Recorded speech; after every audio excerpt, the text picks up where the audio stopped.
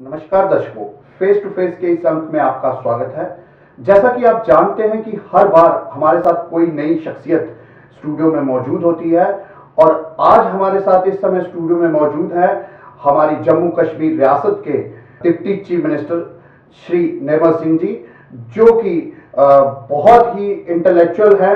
और आज जो हमारे जम्मू कश्मीर रियासत में डेवलपमेंट हो रही है, खासकर जम्मू प्रोविंस में जो डेवलपमेंट हो रही है, वो उनका 90% श्रेय जो है डॉक्टर साहब को जाता है।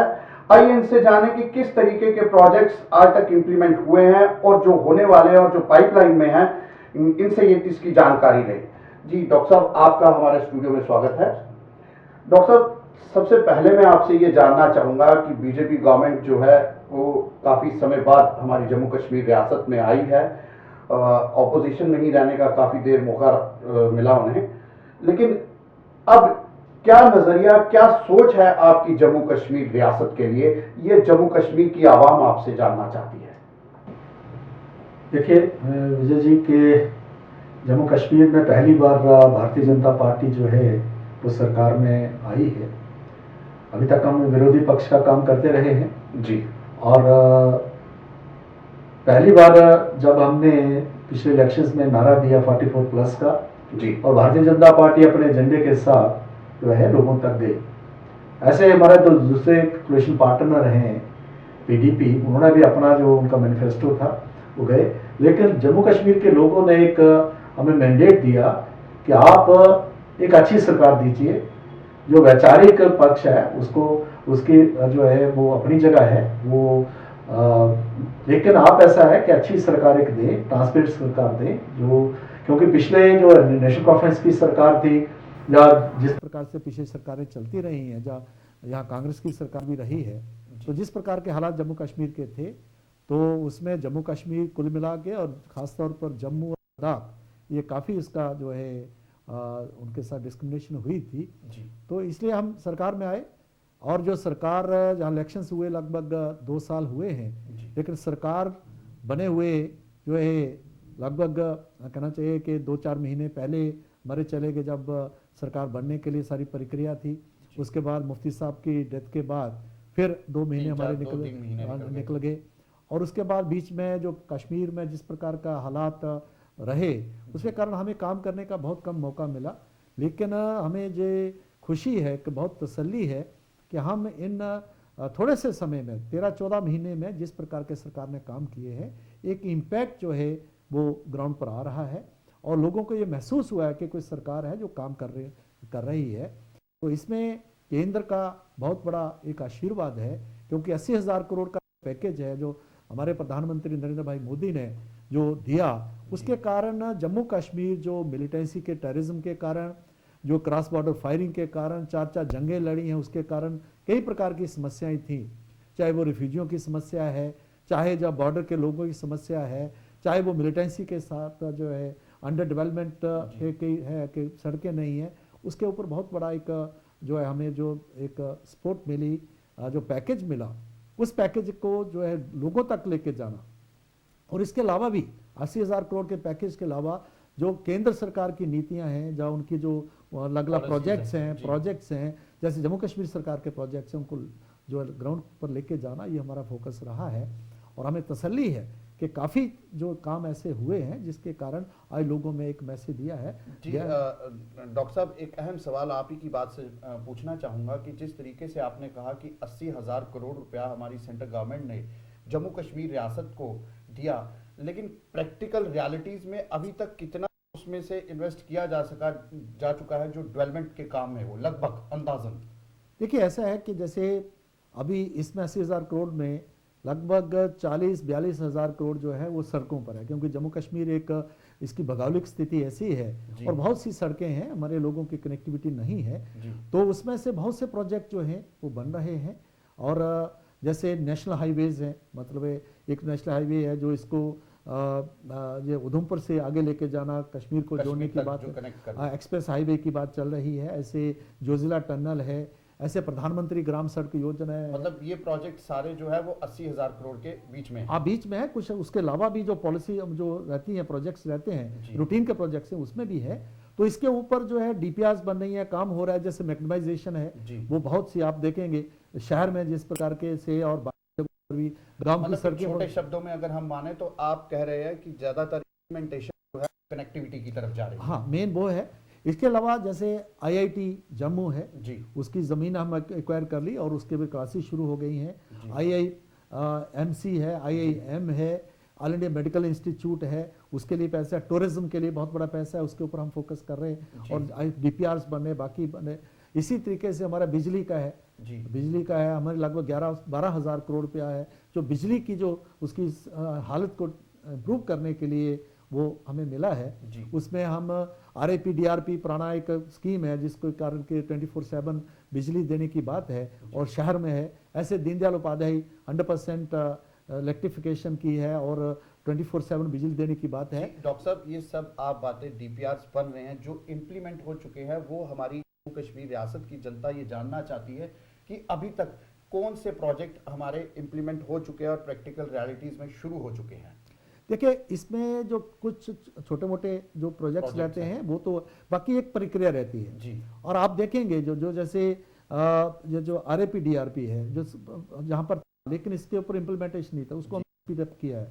जैसे है अभी 2 नेशनल हाईवेज हैं जो अभी यहाँ के जम्मू के हैं, एक लखनपुर से लेके दुनेरा तक का है, ये जो दयाला चक से लेके और उधमपुर को शना द्वारा जोड़ने की है, इसके भी डीपीआर बन रहे हैं। तो इसमें से जो है कुछ पैसा जो आ रहा है रूरल डेवलपमेंट में, जो पैसा आ रहा है वो लग रहा है। तो छोटे छोटे जो हैं जिसके शॉर्ट टर्म जो हमारे प्रोजेक्ट्स हैं वो तो लागू हो रहे हैं, लेकिन जो बड़े प्रोजेक्ट्स हैं उसके लिए एक प्रॉपर प्रक्रिया रहती है, प्रोसेस रहता है, उस प्रोसेस को आगे। प्रोफेसर साहब, आपसे एक अहम प्रश्न ये पूछना चाहता हूँ कि आप जम्मू कश्मीर रियासत के डिप्टी चीफ मिनिस्टर हैं, लेकिन जम्मू प्रोविंस के आप चीफ मिनिस्टर माने जाते हैं बीजेपी गवर्नमेंट से। तो मेरा मानना ये है कि जिस तरीके से हमारे जम्मू में इस समय टूरिज्म का जो है वो काफ़ी ज़्यादा बोलबाला नहीं है, काफ़ी कम हो गया टूरिज्म लिहाज से, टूरिज्म स्पॉट्स कम हो गए। इन सब चीज़ों को प्रमोट करने के लिए फॉर एग्जांपल जैसे एक सपना दिखाया था जम्मू कश्मीर खासकर जम्मू को कि आर्टिफिशियल लेक का, गंडोला का, मुबारक मंडी से वो कहाँ तक प्रोजेक्ट हैं और कहीं है भी हैं या नहीं। देखिए ऐसा है कि ये पहली बार हुआ कि ये सरकार जो है ये जम्मू कश्मीर और लद्दाख की सरकार है जी और हमारे जो चीफ मिनिस्टर मुफ्ती मोहम्मद सईद साहब जो थे तो वो बार बार कह रहे थे कि हम जम्मू को इंडिपेंडेंट टूरिस्ट डेस्टिनेशन बनाएंगे, ये सरकार का ये मकसद है। और हम जो है महबूबा जी हम जो है इस पर जो है कार्रवाई कर रहे हैं। इसमें से देखिए जो लेक का मामला था इस प्रकार के वहाँ है, अभी पीछे बरसातों में भी वो बह गया और जितना जो है घटिया काम वो हुआ है तो एक बहुत बड़ा एक वो था, एक स्कैंडल था। उसके ऊपर इंक्वायरी भी चीफ मिनिस्टर ने बैठाई है। इसके साथ साथ कि वो तो है ही, उसको तो बनाएंगे ही, लेकिन साथ हमने जो तवी रिवर फ्रंट है, ये हमारी सरकार का, मेरी पास मिनिस्ट्री है जेडीए, हमने साबरमती के तर्ज के ऊपर जो है इसको तवी रिवर हम कर रहे हैं।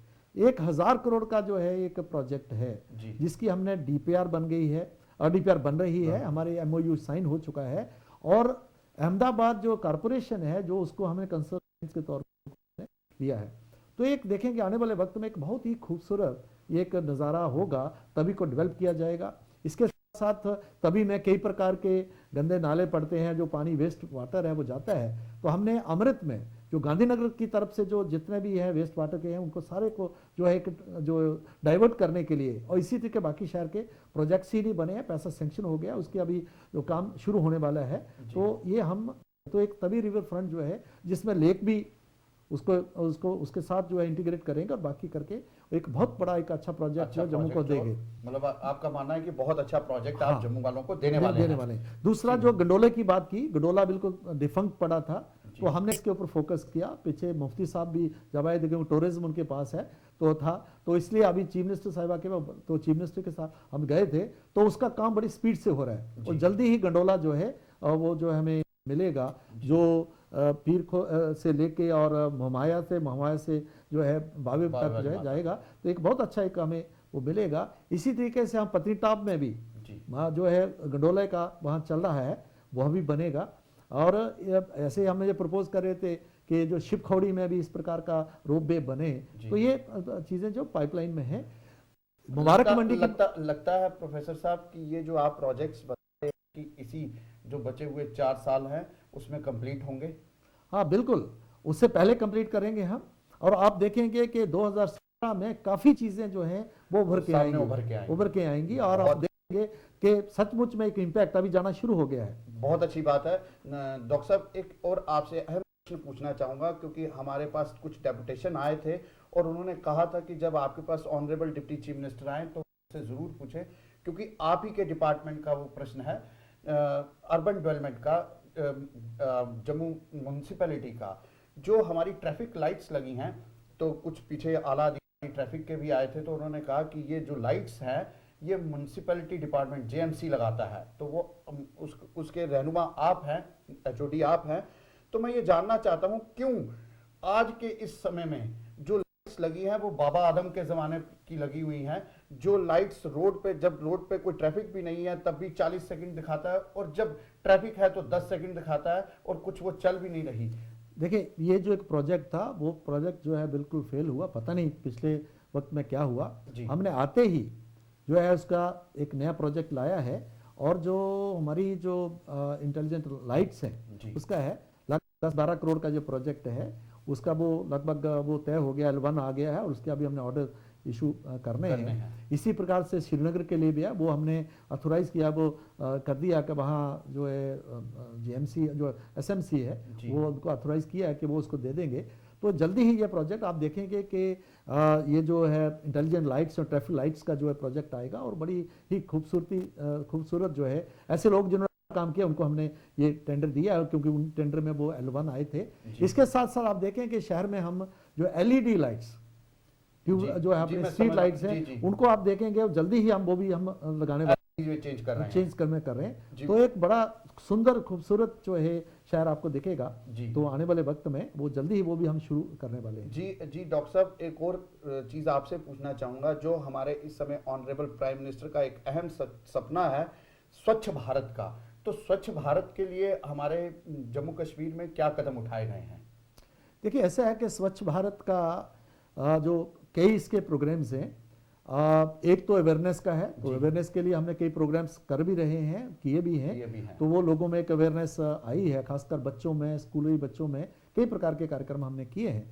दूसरा है कि प्रैक्टिकली हम क्या कर सकते हैं, इसमें वेस्ट मैनेजमेंट का है जी। तो वेस्ट मैनेजमेंट के लिए हम देखेंगे, आपको मालूम होगा कि वेस्ट मैनेजमेंट का यहाँ पर कोई प्रबंध नहीं था। तो आने वाले वक्त में आप देखें कि हमने जगह आइडेंटिफाई कर ली है, और उसके ऊपर जो है हम जो एक ट्रीटमेंट प्लांट लगाएंगे, जिसमें वेस्ट जो हमारा जो सॉलिड वेस्ट है उसको भी मैनेज करेंगे, और पानी जो गंदा पानी है उसको भी STRPs बनी हुई है, हाँ STRPs हैं बनी हुई है, और उसका पूरे का पूरा गंदा पानी है उसको ठीक तरीके से, एक तो नालों को ट्रेन किया जाए, वो अमृत में हमने लिया है, बहुत बड़े प्रोजेक्ट्स लिए हैं, और इसी तरीके से जो है ये सारा हम कर रहे हैं, यूज में लाएंगे। और साथ साथ हमारा फोकस है कि ये जो कंजेशन है स्वच्छ भारत में, कंजेशन है, जैसे हमने जो बस स्टैंड है हमारा बस स्टैंड में 201 करोड़ का हमारा बहुत अच्छा प्रोजेक्ट जो है मल्टी टायर पार्किंग का बन रहा है, और वो 18 महीने के अंदर, 2 साल के अंदर अंदर वो अभी काम शुरू हुए 2-4 महीने हो गए हैं, तो 2 सालों में कंप्लीट हो जाएगा। जी बिल्कुल ठीक कह रहे हैं प्रोफेसर साहब। समय की नज़ाकत को देखते हुए प्रश्न तो बहुत ज़्यादा है, लेकिन मैं आपसे आखिरी प्रश्न पूछूंगा, फिर कभी आपसे डिस्कस करेंगे।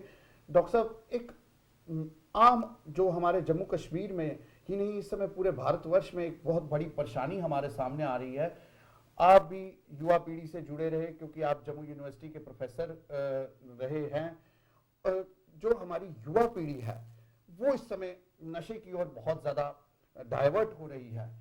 क्या सोचते हैं, क्या नजरिया है आपका कि किस तरीके से युवा पीढ़ी को इस नशे की चपेट से दूर हटाया जाए, और जो नशे बेचने वाले लोग हैं उन पर नकेल लगाई जाए? देखिए विजय जी, आपने बहुत ही एक जो मूल जो प्रश्न जो है रखा है, आप इस माध्यम से भी जो लोगों तक अवेयरनेस के लिए भी, तो क्योंकि हमारे बच्चे खासकर जम्मू में और इवन के गांवों तक जो है, मैंने देखा राजौरी, पुंछ में, बाकी श्रीनगर कश्मीर में और जम्मू में तो है ही है, पूरे स्टेट में इस प्रकार का एक बहुत बड़ी इस समय आपके संदेश को जम्मू कश्मीर ही नहीं पूरा देश सुन रहा है, इवन देश का विदेश भी सुन रहा है कि नशा एक अहम परेशानी बन गया है हमारे देश के लिए।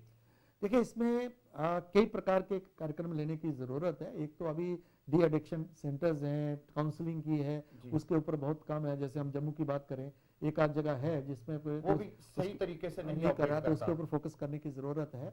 मुझे लगता है कि इसमें एक और है कि कानून में भी बदलाव लाने की ज़रूरत है। क्योंकि पहले होता था कि कोई कंसाइनमेंट आती थी इस प्रकार के ड्रग्स की, तो कोई बड़े वॉल्यूम में, ज़्यादा वॉल्यूम में था तो वो उसको पकड़ा जाता था। लेकिन कानून जो है उसको जो है, जो छोटा अगर किसी मात्रा में किसी के पास ड्रग्स हैं, तो अभी इन्होंने क्या किया है कि उन्होंने स्ट्रेटजी अपनी बदली है, मोडस ऑपरेंडी बदला है कि अभी क्या कहते हैं, एमबे की तरह जिस तरीके से एक चेन वाली बात है कि जो नौजवान जाता है, जो इसमें नशे में जो है इन्वॉल्व होता है, तो वो अपने लिए पूड़ी लाता है, 2 पूड़ियां एक्स्ट्रा रखता है और आगे बेचने के लिए रखता है। तो एक प्रकार की चेन बनी है। इसके लिए मुझे लगता है कि कानूनी तौर पर भी इसके लिए कुछ उसमें अमेंडमेंट लाके और उसको ऐसा नहीं होना चाहिए कि जिस तरीके से अभी हम लोगों ने जो रेप के प्रति एक कानून लाया कि उसको लाइफ इम्प्रिजनमेंट दी जाए, तो क्या इस पे भी ऐसा नहीं होना चाहिए? क्योंकि ये तो पूरी पीढ़ी ही खत्म कर रहा है। बिल्कुल, ये जो एक टेररिज्म है, ये जो एक बहुत बड़ा मेनेस ही नहीं है, टेररिज्म के तौर पर ये, और जो टेररिस्ट हैं जिस प्रकार से जो एलिमेंट्स हैं वो इसको भी यूज कर रहे हैं जी। क्योंकि किसी देश को, किसी समाज को या उसको खत्म करना है, उसको कमजोर करना, तो इस प्रकार की नौजवान पीढ़ी को जो है करप्ट कर दिया जाए। और नशा तो एक तो मौत है ये जी, बिल्कुल। लेकिन है कि उसके लिए एक मल्टी प्रॉन्ग स्ट्रेटजी की जरूरत है, कानूनों को भी सख्त करने की जरूरत है, अवेयरनेस की भी जरूरत है, बच्चों को एक स्पोर्ट्स में उस तरीके से स्कूल लेवल पे लेके उसके उनकी जो एनर्जीज है उसको जो चैनलाइज किया जाए। फैमिलीज को भी, पेरेंट्स को भी, जो एक न्यूक्लियर फैमिली के कारण जो एक बच्चे इग्नोर होते हैं, और अंधी दौड़ में हम पड़े हुए हैं, पैसा कमाने के अंदर दौड़ में हैं, और बच्चों को हम, बच्चियों को हम अपना वो नहीं देते, टाइम नहीं देते। तो हमें भी जरूरत है, पेरेंट्स को जरूरत है कि हम जो है इसमें सारे जो है उसको बच्चों को टाइम दें। तो बच्चों की काउंसलिंग की जरूरत है। मतलब और मुझे लगता है कि लिटरेचर भी जो है इस प्रकार का, जो हमारे महापुरुष हैं, हमारे धार्मिक मजहब अलग अलग मजहब के लोग हैं, उनका जो है संदेश वो भी पढ़े, उस तरफ उनको डाइवर्ट करने की जरूरत है, युवा पीढ़ी को इस तरफ डाइवर्ट करने की जरूरत है जी। डॉक्टर साहब, समय की नजाकत को देखते हुए आपसे इजाजत लेंगे, धन्यवाद। दर्शकों, ये थे हमारे साथ हमारी जम्मू कश्मीर रियासत के honourable deputy chief minister Shri Nirmal Singh ji, और हमने इनसे ये जाना कि किस तरीके से ये जम्मू कश्मीर का नक्शा बदलने वाले हैं। और इन्होंने ये स्पष्ट शब्दों में कहा कि आने वाले समय में आप देखना कि हमारा जम्मू कश्मीर, खासकर जम्मू, हालांकि जम्मू कश्मीर और लद्दाख तीनों जम्मू कश्मीर के अभिन्न अंग हैं, और वो उसमें वो उभर के आएगी डेवलपमेंट। सामने 2017-18 में आपको सब कुछ ट्रांसपेरेंसी से दिखेगा। कनेक्टिविटी पे इनका अहम जोर है कि हर जिले, हर सूबे, हर ब्लॉक तक कनेक्टिविटी हो, जिससे कनेक्टिविटी होगी तो एजुकेशन, हर चीज लेने में डेवलपमेंट होगी। दर्शकों, फिर हाजिर होंगे अगले फेस टू फेस के नए अंक में, तब तक के लिए धन्यवाद।